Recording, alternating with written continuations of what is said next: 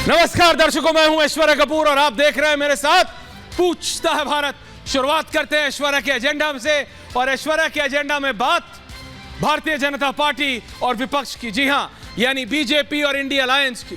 Bharatiya Janata party के किसी भी नेता से आज की तारीख में आप बात कीजिए, वो एक ही बात बोलेगा कि भैया मध्य प्रदेश, छत्तीसगढ़ और राजस्थान यानी 1, 2 और 3, इन 3 प्रदेशों में जिस तरह का प्रदर्शन उन्होंने किया है, नरेंद्र मोदी की पॉपुलैरिटी, नरेंद्र मोदी की एक्सेप्टेबिलिटी को लेके जो जनता ने जिस तरीके से रिएक्ट किया है, जिस तरीके से अपना भरोसा जताया है नरेंद्र मोदी पर, उसके हिसाब से उनको अब 2024 में कोई दिक्कत नहीं।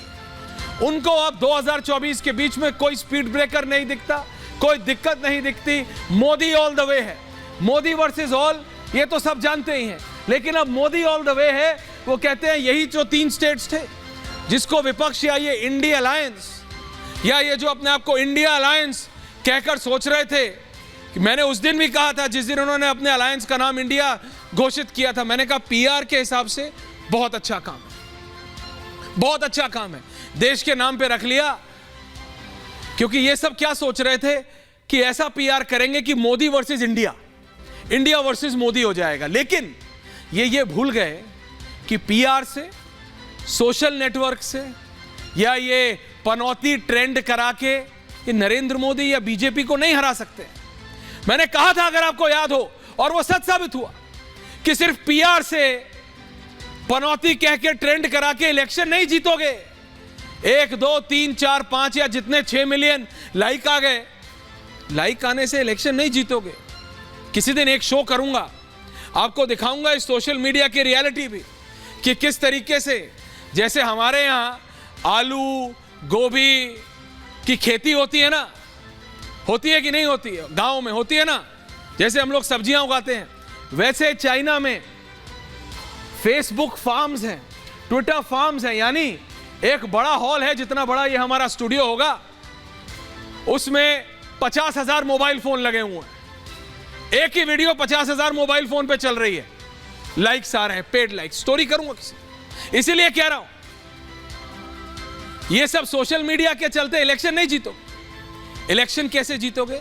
जनता पे भरोसा जमा के, वो नरेंद्र मोदी ने कर लिया छत्तीसगढ़, मध्य प्रदेश, राजस्थान के बाद। और सिर्फ यही 3 स्टेट्स नहीं है, आज बताऊंगा आपको वो कौन कौन से स्टेट से। ग्राफिक चला दीजिए शर्मा, अगर आपका विज ठीक हो गया, कि कौन कौन से वो प्रदेश हैं जो बहुत महत्वपूर्ण है। क्योंकि विपक्ष ये कह रहा है दर्शकों, विपक्ष ये कह रहा है, ये नहीं कायदे के वो ग्राफिक जो मैं बोलूं, थैंक यू, जब मैं बोलूं तब। विपक्ष ये कह रहा है दर्शकों कि भाई हमने भी तो पिछले इलेक्शन में कांग्रेस ने मध्य प्रदेश, छत्तीसगढ़ और राजस्थान, ये 3 स्टेट जीते थे, लेकिन उसके बाद जनरल इलेक्शंस में क्या हुआ? हार गए। तो वो ये कहना चाहते हैं या ये मैसेज देना चाहते हैं कि बीजेपी का असेंबली इलेक्शंस में इन 3 प्रदेशों में बहुत अच्छा कर जाना, इस बात की गारंटी नहीं है, इस बात की गारंटी नहीं है कि जनरल इलेक्शंस में मोदी ठीक करेंगे। लेकिन बीजेपी कह रही है वो तुम थे, हम हैं और मोदी मोदी है। जब मोदी छत्तीसगढ़, मध्य प्रदेश और राजस्थान के असेंबली इलेक्शंस में धोबी पछाड़ दे सकते हैं विपक्ष को, तो जनरल इलेक्शंस में तो तुम पकड़ भी नहीं पाओगे। तुम ना 3 में हो ना 13 में हो, मोदी को टक्कर नहीं दे पाओ, यह विपक्ष कह रहा है। और अब जरा राज्यों वाला ग्राफिक्स चलाएं आप। और उससे पहले मैं आपको बताना चाहता हूं कि आज की तारीख में भारतीय जनता पार्टी, क्योंकि बात 2024 की हो रही, बात है अब ग्राफिक्स ऑन 2024। ये देखिए, ये जो प्रदेश हैं, उत्तर प्रदेश, उत्तराखंड, हरियाणा, राजस्थान, मध्य प्रदेश, गुजरात, छत्तीसगढ़, गोवा, पुदुचेरी, सिक्किम, असम, अरुणाचल, मेघालय, नागालैंड, मणिपुर, त्रिपुरा, यानी 16 राज्य, 1 और 6, 16 राज्य और 1 केंद्र प्रशासित प्रदेश, यानी यूनियन टेरिटरी, बीजेपी की सरकार। अगर मैं आपको जमीनी क्षेत्रफल के हिसाब से बताऊं तो 58%, 58%, जो रमेश ने वहां आपको दिखाने की कोशिश भी की है, 58% बीजेपी जमीनी क्षेत्र भारतीय जनता पार्टी के पास है, 41% विपक्ष के पास। जनसंख्या के हिसाब से कितने लोगों ने बीजेपी को सपोर्ट किया है? 57%, 57%। तो वहीं 43% जनसंख्या 140 करोड़ के देश में 57% भाजपा के पास है तो 43% विपक्ष के पास। 57 and 43 ये अभी प्रेजेंट सिचुएशन है, इसलिए बीजेपी कंफर्टेबल है। लेकिन अगर अब मैं आपको प्रदेश बाय प्रदेश चल के बताऊं, क्योंकि यह बहुत ज्यादा महत्वपूर्ण है, क्यों भारतीय जनता पार्टी के लिए मध्य प्रदेश, छत्तीसगढ़ और राजस्थान बिल्कुल ऐसा हुआ था कि उनको जीतना ही जीतना है। तो सबसे पहले उत्तर प्रदेश से शुरू करते हैं। कुल सीट 80 हैं, बीजेपी के पास 62 हैं, कांग्रेस 1 है, सपा 5 है, बसपा 10 है, अपना दल 2। अपना दल के साथ अगर बीजेपी आ जाती है 64 हो जाती है। बीजेपी इन सीटों को 64 से बढ़ाकर 70 करना चाह रही है, यह बाबा की जिम्मेदारी है। अगला प्रदेश महाराष्ट्र है, कुल सीट 48 है, बीजेपी के पास 23 है, एनसीपी के पास 4, शिवसेना के पास 18 है। यहां 23 में से बीजेपी सोच रही है कि वो 20 भी रिटेन कर लेगी तो उसको मेंटेन हो जाएगा।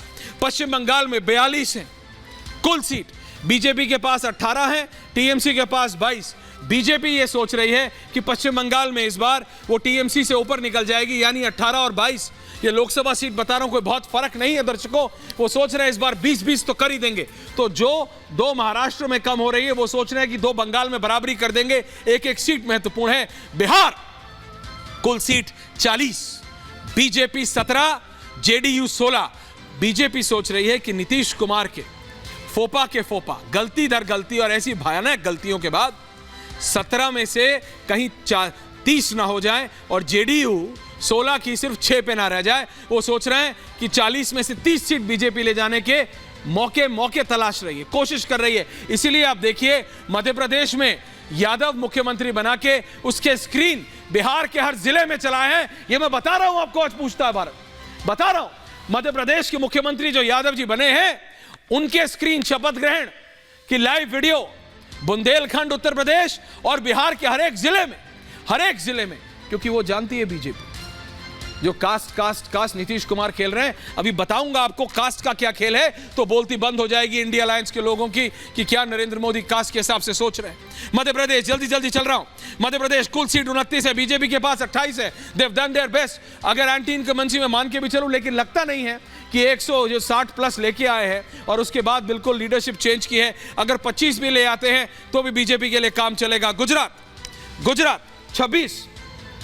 26 में से 26 बीजेपी के पास है। राजस्थान 24 बीजेपी के पास है। छत्तीसगढ़ 9 बीजेपी के पास है।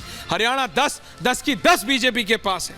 कर्नाटक 25 सीटें बीजेपी के पास हैं और दिल्ली 7 की 7 सीटें बीजेपी के पास है। और इसी के चलते दर्शकों, बीजेपी के पास 2019 में 303 सीटें थी और बीजेपी इस बार ये मान के चल रही है कि वो 325 से ज्यादा सीट लाएगी। क्या ये पॉसिबल होगा? अगर आज से 15 दिन पहले मैं किसी से भी पूछता तो वो कहते मध्य प्रदेश, छत्तीसगढ़ और राजस्थान देख लो, नहीं होगा पॉसिबल। लेकिन आज वही लोगों की बोलती बंद है, फिंगर ऑन द लिप्स है, क्योंकि मध्य प्रदेश, राजस्थान तो ठीक है, लोग कह रहे थे, छत्तीसगढ़ तक में नरेंद्र मोदी की एक्सेप्टेबिलिटी और उनके ऊपर इतना भरोसा दिखाया है जनता ने कि जो आलोचक थे वो भी चुप हैं। वो कह रहे नहीं, विपक्ष को समझना पड़ेगा, नरेंद्र मोदी ने तो शुरू कर दिया है 24 का खेल। मैं कह रहा हूं 24 का नहीं, 34 का खेल शुरू कर दिया है।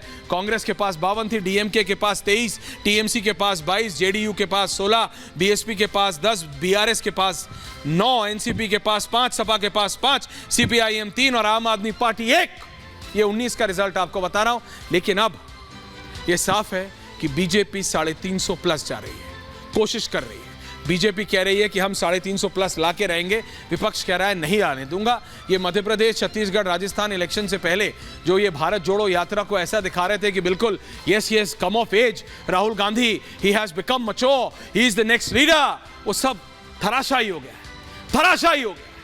इंडिया अलायंस समझ नहीं पा रहा है कि ऐसे नेता के साथ हम अलायंस बनाएं तो बनाएं कैसे। अखिलेश यादव फोन नहीं उठा रहे, नीतीश कुमार खुद गड़बड़ घोटाला करे जा रहे हैं, एक के बाद एक। विपक्ष के नेता ममता बनर्जी केसीआर की हालत देख के समझ नहीं पा रही है कि इंडिया अलायंस में रहे कि नहीं रहे।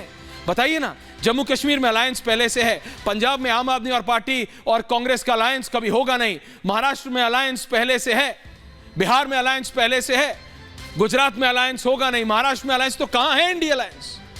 और इंडिया अलायंस किस बलबूते पे ये सोच रहा है कि वो बीजेपी को टक्कर दे देगा? इसी पे है आज पूछता है भारत।